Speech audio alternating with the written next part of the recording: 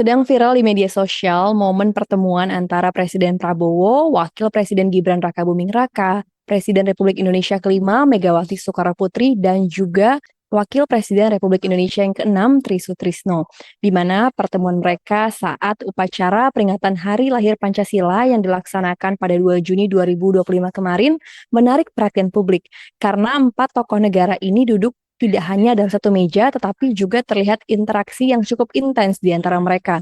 Seperti Ibu Megawati yang berjalan sejajar dengan Pak Prabowo, kemudian Mas Gibran juga terlihat ngobrol santai dengan Ibu Megawati. Nah, di tengah berbagai tensi dan polemik politik yang ada di antara para tokoh negara ini, kita akan membahas ataupun menganalisa momen pertemuan empat tokoh negara ini bersama dengan Direktur Eksekutif Trias Politika Strategi Agung Baskoro. Selamat sore Mas Agung. Halo Mbak Lala, pemirsa semua. Oke, gimana kabarnya Mas Agung? Sehat Mas? Alhamdulillah baik.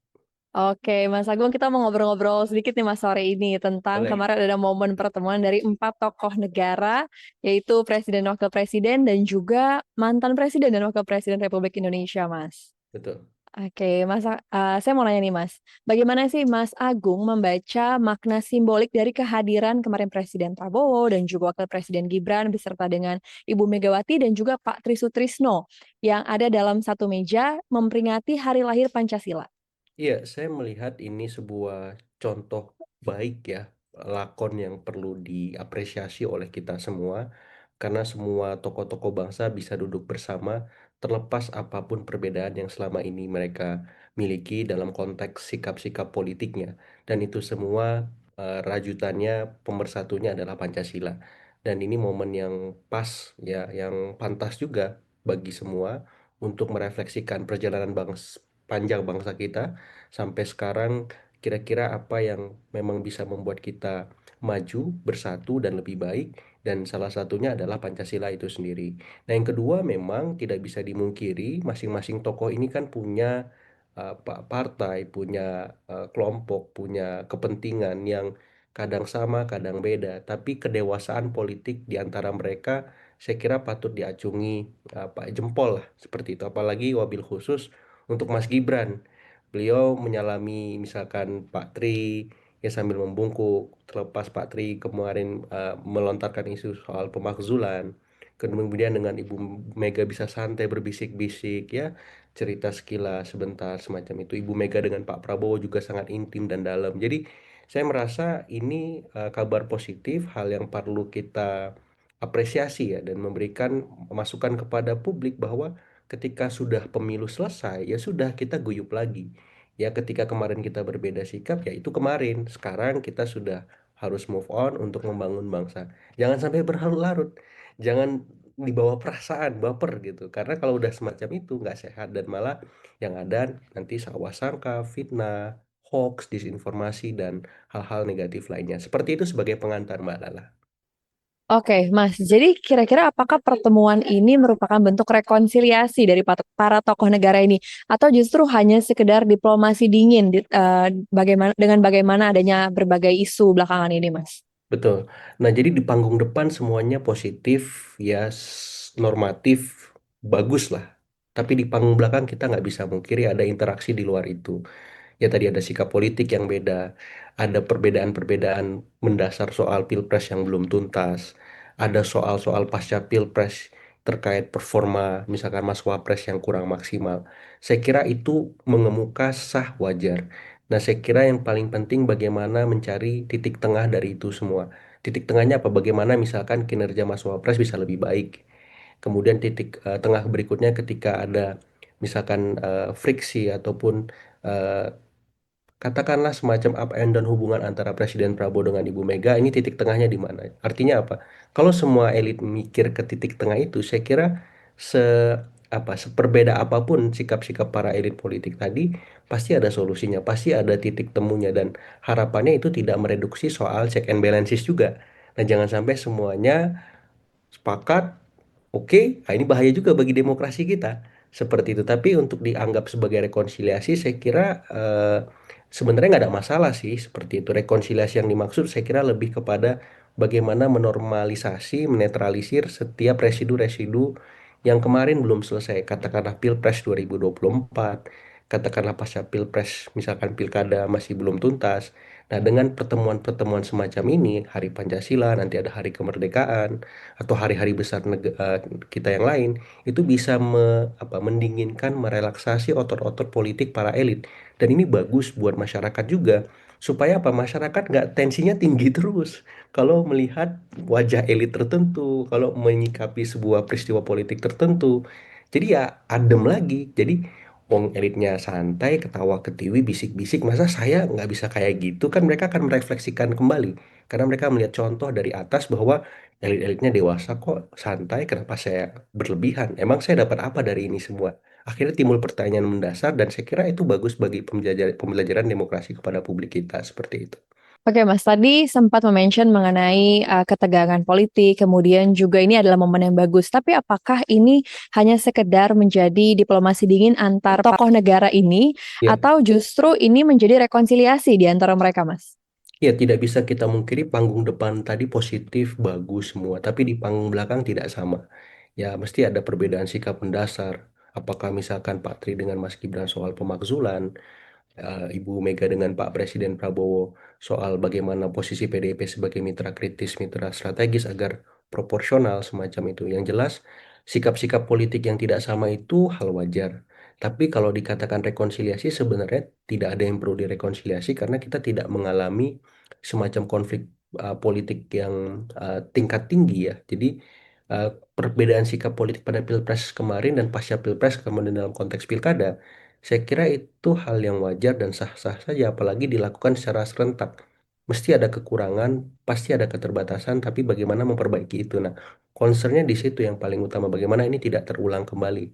Seperti itu. Jadi, kalau diarahkan ke rekonsiliasi mungkin belum sampai ke sana, tapi saya lebih senang bagaimana mencari konsensus atau titik tengah dari setiap perbedaan ataupun permasalahan yang kemarin sempat timbul waktu Pilpres dan Pilkada. Supaya nanti misalkan secara konstruktif, nanti ketika membuat undang-undang yang baru, revisi undang-undang pemilu, politik, paket itu bisa lebih baik lagi.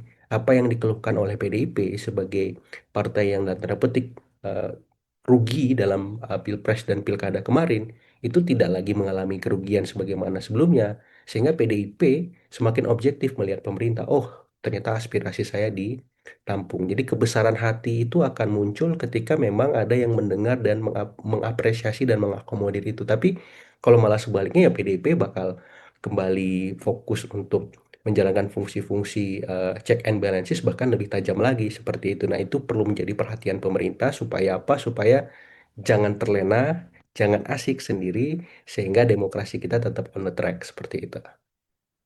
Oke, Mas Agung, tapi kan Ya, politik ini memang hubungannya antar elit politik, namun kembali lagi yang di belakangnya adalah publik rakyat. Apakah ketegangan antara elit politik ini yang mungkin dinilai cukup reda atau mungkin belum rekonsiliasi tadi katanya ya, cuman ini tanda yang bagus lah dari antara elit politik ini bisa mengubah persepsi publik dengan pertemuan mereka. Mungkin tadinya mendukung bisa jadi tidak mendukung ya. junjungannya seperti itu atau mungkin malah berubah pikiran melihat tim lawan itu tadinya kurang baik menjadi lebih baik seperti itu. Iya, saya melihat publik semakin cerdas, semakin kritis dan rasional ya. Bahkan ketika partai asumsikan PDIP merapat kepada koalisi Indonesia Maju Plus, artinya semua menjadi gerbong pemerintah, publik tuh punya kanal sendiri di luar sistem yang ada gitu. Katakanlah ormas, katakanlah melalui gerakan-gerakan sosial, LSM, NGO, mereka akan punya cara sendiri untuk bisa mengkanalisasi aspirasi mereka. Mungkin lewat media, lewat kampus, dan seterusnya. Sehingga eh, kekuatan elit politik formal kita lewat partai-partai jangan sampai merasa sudah cukup. Dan Pak Prabowo juga tidak, harapannya tidak merasa demikian. Setelah berhasil mengkonsolidasi Kim Plus 81% di parlemen, bukan berarti tugas berikutnya memastikan PDIP masuk kalau menurut saya, tapi bagaimana dia berkoalisi dengan rakyat setelah dengan elit. Bagaimana memuaskan kinerja Pak Prabowo kalau memang sudah dicalonkan Gerindra sebagai presiden term kedua, bagaimana sekarang ini kinerjanya harus sangat memuaskan supaya publik yakin ketika nanti term kedua maju dipilih lagi bahkan dengan tingkat keterpilihan lebih tinggi dari sebelumnya. Nah, pertanyaannya apakah berkoalisi dengan rakyat itu sudah diwujudkan dan sudah dibuktikan dengan kinerja yang memuaskan? Pertanyaannya kan itu. Nah, kemarin Pak Prabowo sendiri secara objektif menilai kinerjanya baru 6. Artinya apa? butuh 4 poin lagi untuk sempurna. Butuh tim yang solid, menteri yang lebih baik, wakil menteri yang maksimal, dan kepala badan yang lain. Supaya apa? Supaya apa yang menjadi kekurangan itu bisa diselesaikan, nilainya lebih baik, dan harapannya publik bisa merasakan dampak itu. Contoh sekarang ada masalah soal pelemahan daya beli, ada ancaman PHK massal, ada soal misalkan harga-harga sembako yang belum terlalu stabil. Ini gimana menjawabnya, meresponnya? Tim ekonomi dari Kabinet Merah Putih Pak Prabowo. Nah, ini paling utama, paling penting. Jangan sampai Hari Pancasila itu terputus dari realitas sosial di masyarakat. Karena kalau terjadi demikian, ini bahaya seperti itu. Oke, kalau tadi kita banyak membahas mengenai Pak Prabowo dengan Ibu Megawati, spesifik ini saya mau bertanya terkait dengan kemarin Mas Gibran itu kan bertemu dengan Pak Tri Sutrisno, satu meja juga ya Mas. Walau memang sebelumnya sempat ada momen dia membungkuk kepada Pak Tri Sutrisno, tapi dalam hal ini mereka berduduk satu meja, kemudian juga terlihat cukup banyak berinteraksi gitu ya Mas. Ya, Apakah ini bisa mengubah perspektif dari Pak Sutrisno ataupun persepsi publik ya Mas ya. terkait dengan keterlibatan Pak Tri Sutrisno dengan Forum Purnawirawan TNI yang berniat untuk memakzulkan Mas Gibran sebagai Wapres. Iya, pertemuan kemarin hanya sedikit meredakan ketegangan Hmm, otot-otot politik yang sempat beradu sangat keras ketika isu pemakzulan itu menguat.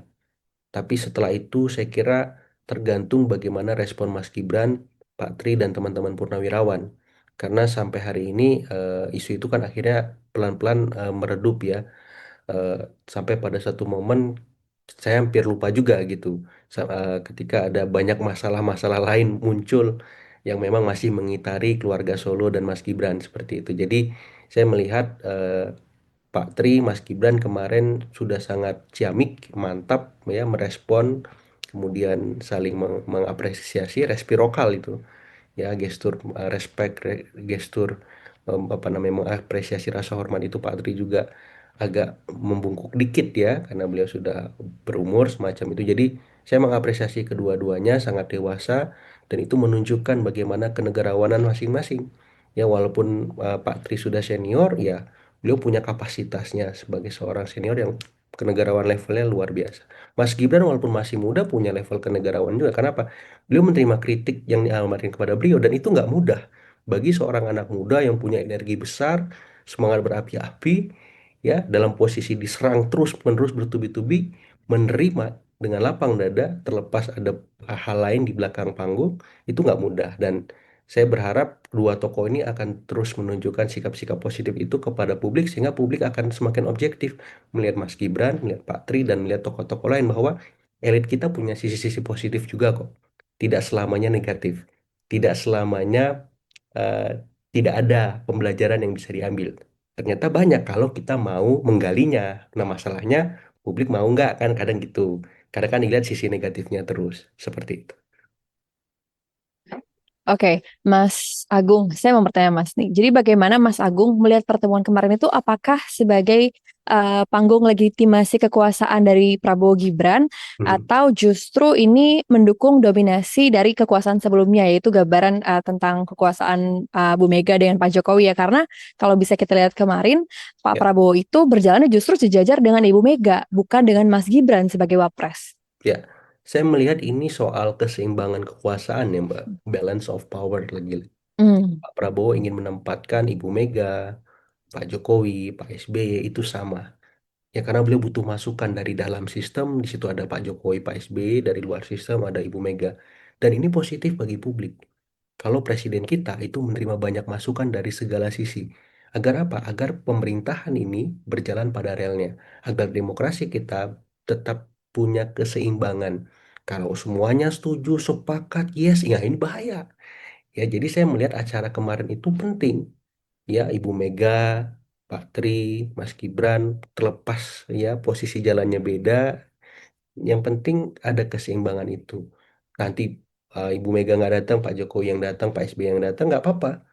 Itu yang penting Pak Jokowi, Pak Prabowo ada yang nemenin, ada yang memberi masukan.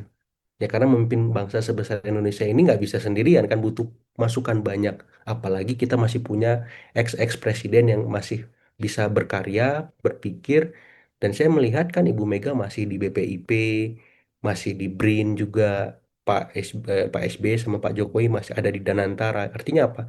Semua presiden kita punya tanggung jawab publik ya, yang itu diharapkan bisa membantu Presiden Prabowo untuk memberikan kebijakan, keputusan-keputusan strategis, dan harapannya memang kalau memang memungkinkan ada Watim Pres yang memang mengkerangkai kinerja semua presiden ini sehingga satu waktu semuanya bisa duduk bareng nanti insya Allah seperti itu. Oke, baik. Terima kasih banyak Mas Agung untuk waktunya Sama-sama. dan perbincangan kita hari ini terkait dengan momen pertemuan empat tokoh negara. Terima kasih Mas Agung. Sama-sama Selamat Mbak Lala, sore. pemirsa sore. Ya, tadi adalah obrolan kita dengan Mas Agung selaku pengamat politik terkait dengan momen pertemuan dari Presiden Prabowo dan juga Wapres Gibran, Pak Tri Sutrisno dan juga Ibu Megawati. Bagaimana menurut Anda tentang pertemuan ini? Boleh langsung tulis di kolom komentar dan jangan lupa untuk like dan juga subscribe.